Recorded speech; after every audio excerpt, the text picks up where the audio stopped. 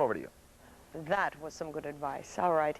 It's been called the invisible disease, a condition that affects as many patients as cystic fibrosis, yet very few people know it exists. That's certainly not the case for two families I recently spoke with. Both families are living with the ups and downs of mitochondrial disease each and every day. Let me introduce you. On the right, 22-year-old Bethany, and on the left, 4-year-old Jack. At first glance, they seem to have nothing in common, but once you learn more about the two, you find out they share a genetic disease more common than many people may think. Mitochondrial disease affects 1 in 4,000 children by the age of 10. So what is mitochondrial disease? Dr. Mark Corson, a physician at the Floating Hospital for Children at Tufts Medical Center, is one of the nation's leading mitochondrial clinicians. He treats both Bethany and Jack.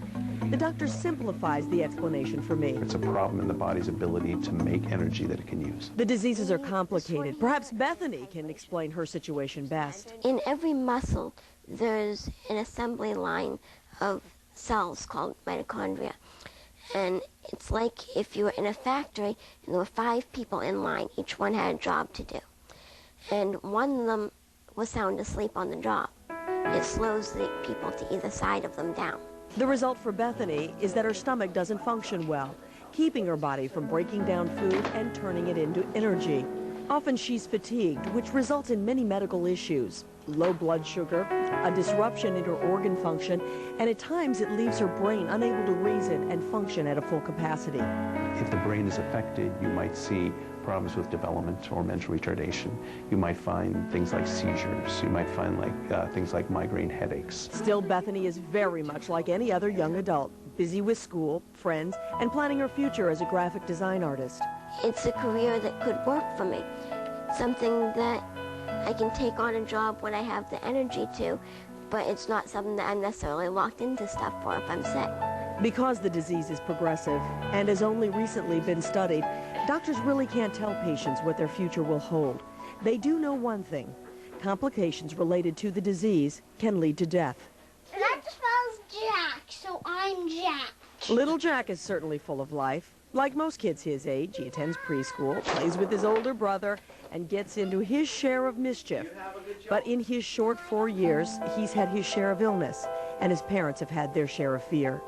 Diagnosed at about 2.5, there have been many struggles. Maybe this summer it was. The first day of 90-degree weather, he spiked a little temperature, which, you know, kids do, and then he decompensated and curled up in a ball on the couch, and I called him because I thought he was going to die right in front of me. I had no idea how bad it could get. Jack, like Bethany, can't digest food, which leads to a lack of energy.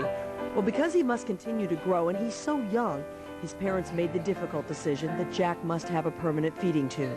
The hydration and nutrition are huge for him, and his energy level is always lower than the average kid his age. And once we got the tube put in, we saw a new kid, and we sort of thought we should have done this a lot sooner. Jack is young, and his symptoms present less severe than patients who are older. Still, each day for his family is a game of wait and see. Living in the gray area is difficult. I think I let it get to me a lot more on a daily basis, you know, every day, like thinking, oh my God, is he going to live? Is he going to have a bad day today? Is somebody going to say to me, pass judgment on my parenting skills? Who do I turn to? Who do I ask questions of? Everywhere they turn, whether it's at school, whether it's the physicians they get in contact with, whether it's a public, nobody knows about these disorders. So they're forever having to explain what's going on. Despite the uncertainty, the fear, the anxiety, these parents know one thing for sure: their children are a gift, full of promise and enthusiasm. If her energy could match her enthusiasm, we'd want to bottle it, because she has wonderful enthusiasm and always good ideas. Jack is going to teach us how to live every day and live day to day. Because today, if you're having a great day, enjoy it. Tomorrow, it could be a different story. Both delightful families, and thank you for letting me get a chance to spend some time with both of you. Kristen Murray is running the Boston Marathon this year for mitochondrial disease, and if you would like to be involved and make a donation in Kristen's name, all you have to do is visit the Mitochondrial Disease Action Committee website at mitoaction.org, or you can send your donations to MDAC at 14 Pembroke Street. That's in Medford, Massachusetts, and the zip code is 02155. We have to take a break. Everybody stay with us.